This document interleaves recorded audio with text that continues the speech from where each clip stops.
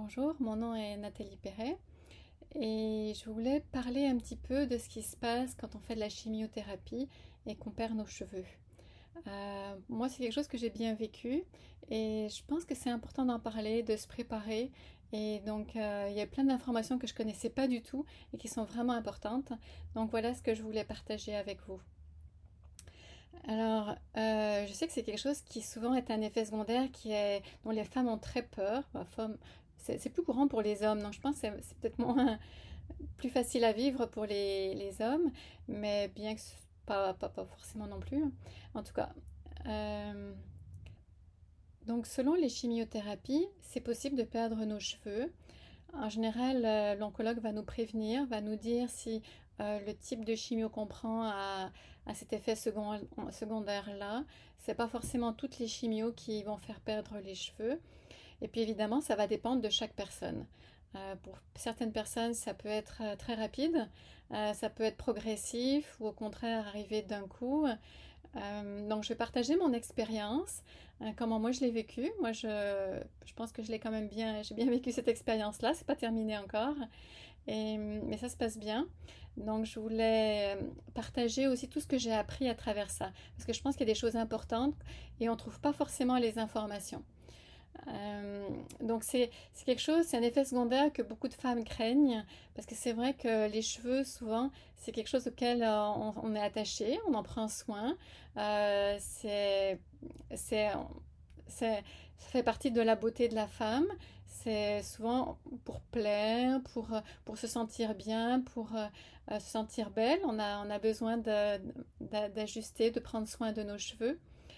Et je sais que pour moi, en fait, c'est surtout ma coiffeuse pour qui ça a été vraiment un choc quand je lui ai dit ça, quand je suis allée la voir. Parce que pour moi, en fait, je l'avais déjà vécu. J'avais déjà eu la tête rasée, donc il y a déjà quelques années. Donc pour moi, c'était une expérience à vivre, mais c'était pas vraiment un choc. Heureusement, en fait, c'est là que je me rends compte que finalement, ça m'a bien préparé de le faire d'avance. Cela dit, c'est très différent parce que moi, je l'avais fait de façon volontaire. Après, les cheveux repoussaient tout de suite, alors que là, avec la chimio, c'est très différent. Je choisis pas quand ça arrive, de quelle façon. Je peux pas raser la tête complètement, donc je contrôle pas les choses. Et puis, je sais pas non plus comment ça va repousser. Donc, c'est quand même un contexte très différent. Alors, je pense que le plus important, c'est de se préparer. C'est sûr que c'est passager, c'est sûr qu'on sait qu'ils vont repousser, on ne sait pas comment, mais ils vont repousser, c'est certain. L'important, donc, c'est, je pense, de se préparer physiquement, psychologiquement, à tous les niveaux. Euh, une chose importante, je pense, déjà, c'est de se couper les cheveux. Si on a les cheveux longs, moi je les avais à peu près aux épaules, puis j'aimais ça, les avoir comme ça. Mais bon, la vie nous amène des changements. Et donc là, ça m'a fait du bien vraiment d'aller me faire couper les cheveux. Alors ma coiffeuse était en vacances quand j'ai voulu aller la voir.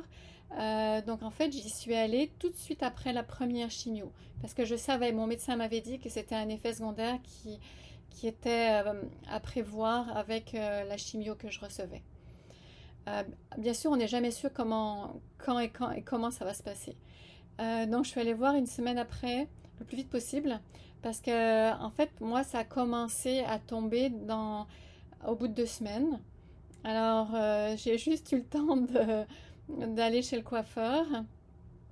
Et puis j'ai commencé à avoir mal au sommet de la tête. C'était assez douloureux, ça a très irrité. Et puis un peu partout, petit à petit. J'ai attendu plusieurs jours, en fait presque une semaine. Donc tout s'est passé en fait plus ou moins entre la deuxième et la troisième semaine après la première chimio. Euh, En fait, euh, c'est donc au bout de 2 semaines, je n'osais pas trop me laver les cheveux, je n'osais pas me frotter les cheveux, j'en perdais de partout. Donc c'était pas vraiment agréable, partout, tout le temps, sur l'oreiller, sur tous les chandails, les t-shirts, il y en avait tout le temps de partout. Des cheveux, donc je voyais que ça partait, mais je n'osais pas, je sentais qu'il n'y avait rien qui tenait, donc je n'osais pas trop les toucher. J'avais encore des réunions, des cours, donc je voulais pas trop les toucher. Et puis donc juste la veille de la deuxième chimio. Donc là, c'est là que je me suis dit, bon, ok, là, je vais me laver les cheveux, on enlève tout ce qui tombe, puis je vais voir qu'est-ce qu'on va faire. Alors là, j'ai vu j'ai attrapé ça à pleine poignée. J'en avais plein, j'en ai fait un gros tas que j'ai mis dans une assiette, une grosse montagne de cheveux. Je suis allée les laver, donc là encore, ça partait tout. Il restait presque plus rien. J'ai tout laissé partir, je tirais un petit peu pour les aider à tomber, parce que tant qu'à y être, je me dis autant les faire tomber. Je me suis rendu compte aussi, donc j'avais le cuir chevelu très sec, donc il fallait vraiment que j'hydrate la peau. C'est ce qui faisait que c'était très irrité, que ça me faisait mal. Euh, et puis en fait, j'ai demandé à ma fille donc ce qui restait de couper très court, comme vraiment à peine moins qu'un centimètre, le plus court possible. Mais ce qui est important, c'est de ne pas raser directement sur le crâne, parce que c'est très sensible, c'est sec, euh, et donc il faut vraiment pas raser complètement. Il faut laisser un tout petit peu de longueur, mais très peu, quelques millimètres. Vraiment très peu. Alors, en fait, je peux montrer ce que ça donne. Donc c'est ça, au bout de plusieurs semaines, plusieurs mois. Donc et après, donc pour moi à peu près tout est parti à partir de la deuxième semaine. Et après ça continue à partir petit à petit. Ce qui est difficile un peu au début, c'est que le cuir chevelu est très irrité. Donc quand on se couche sur l'oreiller, ça peut être douloureux. J'avais mis une serviette de toilette sur l'oreiller, c'était plus agréable que le coton. Ça m'a bien aidé aussi au début. Et puis après, donc j'ai lavé les cheveux avec un shampoing spécial. Pas de shampoing pour bébé, tout le monde dit qu'il ne faut pas le faire, mais un shampoing antipelliculaire qui est très doux, ou shampoing pour l'eczéma, shampoing. Moi j'ai acheté un shampoing spécial euh, qui va bien, qui est hydratant, et puis je mets une lotion hydratante ensuite et ça va très bien. J'ai plus de problème. Maintenant, ça va bien pour dormir, c'est plus irrité. Mais de temps en temps, il faut que je mette l'hydratant. Plusieurs parlent de l'huile de coco, j'ai essayé aussi. C'est un peu plus gras, mais ça peut être bien pour venir hydrater le cuir chevelu, parce que la peau est très sèche et irritée, sensible. C'est sûr que là, on sent bien l'air. Alors l'été, ça va bien, c'est très frais. L'hiver, par contre, c'est sûr qu'il faut se couvrir la tête, on a froid, on n'est pas habitué. On sent le moins souffle d'air. Pour moi, c'est une belle expérience. Oui, c'est très déstabilisant. Pendant longtemps, puis même encore maintenant, en passant devant le miroir, c'est comme, ah, c'est moi ça? Est-ce que c'est moi? Qu'est-ce qui est arrivé? Et, mais au moins, c'est confortable, c'est bien. Et puis c'est très léger, c'est facile de se laver les cheveux. Je mets presque rien, même pas un petit pot de shampoing. C'est du shampoing donc hydratant. Puis c'est agréable, donc pas besoin de faire sécher. Avant, c'était long, un peu compliqué. Il faut se dire que c'est agréable, c'est léger. Quand je mets un chapeau de soleil, qui est un chapeau de paille, je sens l'air à travers les petits trous. C'est frais, c'est agréable. Euh, c'est un autre look qu'on n'a pas choisi, mais pourquoi pas? C'est passager, les cheveux vont repousser. Donc pour moi, c'est aussi, je me suis un peu amusée. Alors, avec mes cheveux qui sont tombés, j'ai fait des photos d'art. Je me suis amusée à les voir de près, voir ce que c'est. Il y en a qui font des sculptures avec des cheveux. Alors, on peut s'amuser avec ça. Et puis s'amuser avec toutes sortes de coiffures. C'est ce que je voulais montrer ici aussi.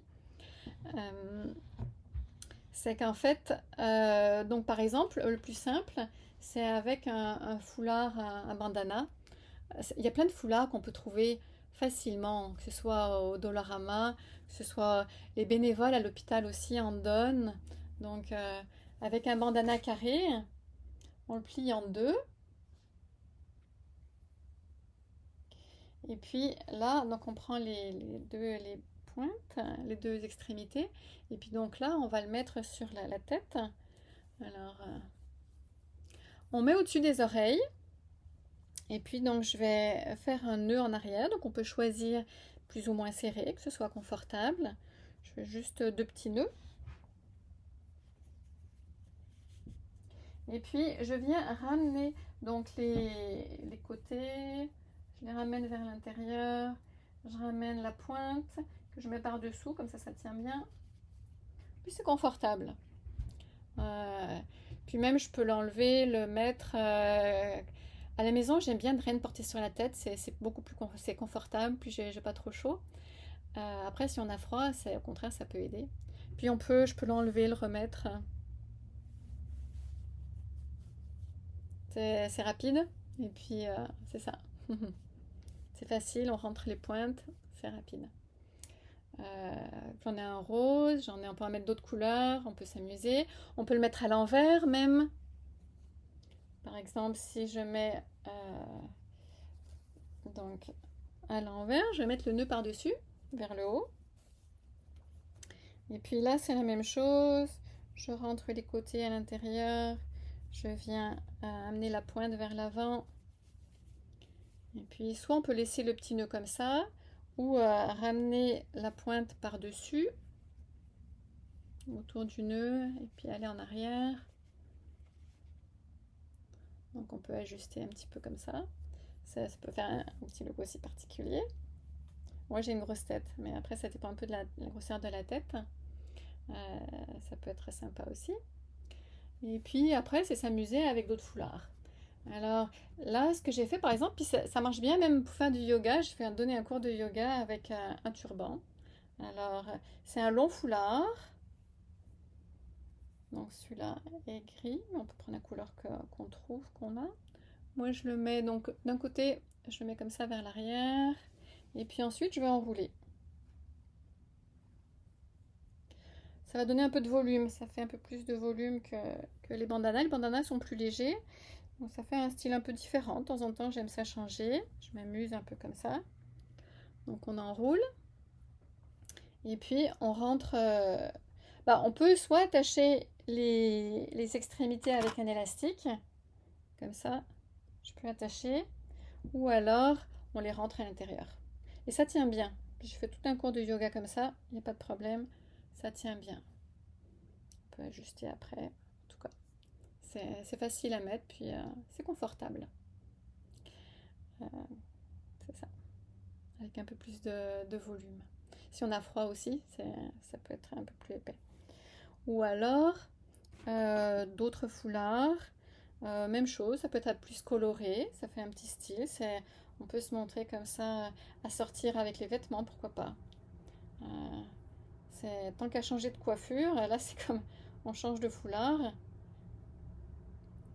Donc là encore, je fais un peu le même principe. Je passe, j'enroule. Il y en a qui font comme des fois une espèce on pourrait aussi enrouler un petit peu plus. Entortiller en fait le tissu aussi, c'est possible. Puis on peut, donc en arrière, je le passe par-dessous. Et puis on peut même le laisser libre. Ça fait un peu comme les peintures. Donc ça peut être, ça va tenir. J'ai passé une journée comme ça aussi, ça tient bien aussi. Ça fait comme un petit peu de longueur, ça change un petit peu aussi. Donc ça tient bien comme ça aussi. Donc voilà, on peut s'amuser à faire différentes choses. Ou d'autres, il y en a qui sont plus épais de foulard. C'est peut-être plus pour l'hiver, parce que là quand il fait chaud, avec d'autres couleurs encore, c'est...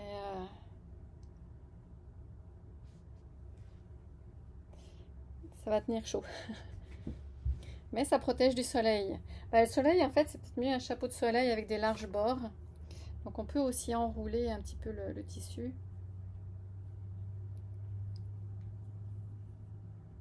Là, c'est des foulards que j'ai trouvé trouve facilement. Donc voilà, ça fait un style. Après, moi, là, je vais vite. C'est sûr qu'on peut arranger un petit peu plus les choses. Il y en a qui vendent des turbans ou des chapeaux de designer. Et moi, je trouve que ça va aussi bien comme ça. Ça peut être beau aussi. C'est ça, à chaque jour, ça sera différent. Et puis, la version plus simple, et encore, ça aussi, c'est de mettre comme c'est, ça sert à tout ça, hein. C'est un cylindre en fait, d'une certaine longueur. Et puis, ce qu'on va juste faire, c'est le mettre au-dessus de la tête. Donc là, c'est très léger, ça c'est élastique. Donc, euh, et puis là, soit en arrière, ben, on peut laisser comme ça, qui pend. On peut le rentrer par-dessous, de cette façon-là. Ou on peut aussi, si on veut, ça fait comme si on veut faire comme un petit peu comme un bonnet, on fait on tourne et puis ensuite on vient le ramener vers l'avant. Là, il faudrait le mettre sur l'envers si on veut avoir le dessin sur le. Ça va faire un petit peu comme un bonnet. On peut laisser un petit peu de couleur sur le côté, en avant.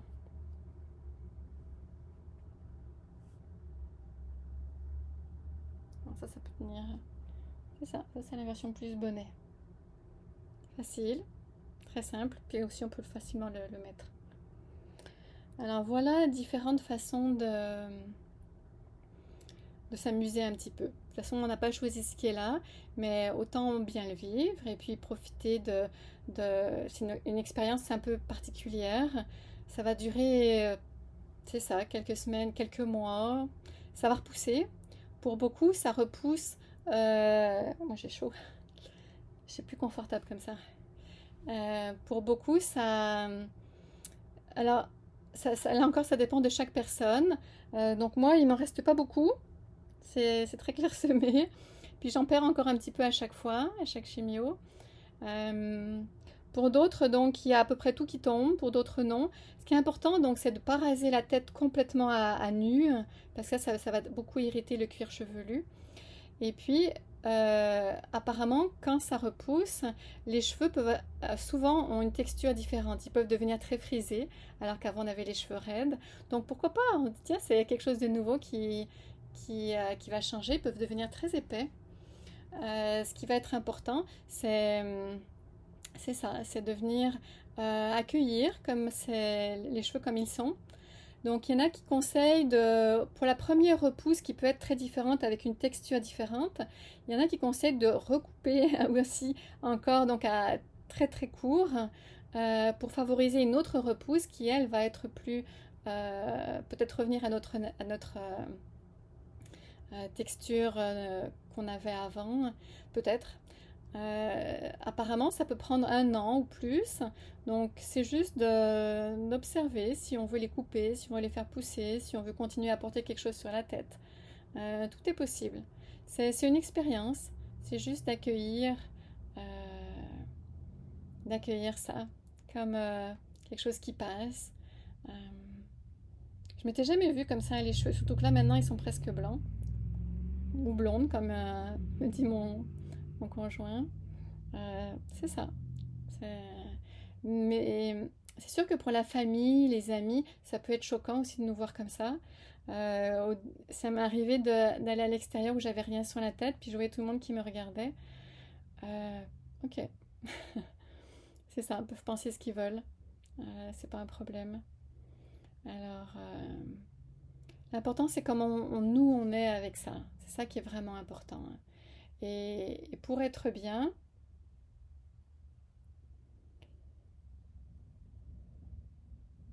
et puis donc il faut accepter que c'est ça qui est là pour le moment, hein. Moi, je trouve ça moins pire que toute la douleur qu'on peut ressentir, la fatigue. Il y a d'autres effets secondaires qui sont pires que ça. Mais pour chaque personne, c'est différent. Il n'y a pas à avoir de jugement. Chacun le vit différemment. Mais ce qui est le mieux, c'est de trouver qu'est-ce qui nous aide. Euh, Il y en a qui vont préférer mettre une perruque, une prothèse capillaire. Donc, c'est possible d'avoir de l'aide aussi pour choisir, pour en emprunter à la Société de cancer. Donc, il y a plein de façons de trouver ce qui nous convient.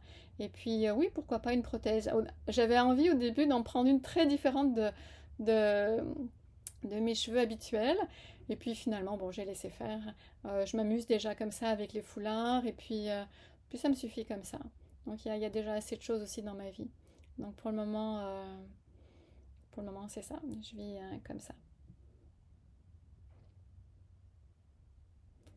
Alors je souhaite juste d'avoir de la joie dans cette nouvelle expérience, de s'amuser.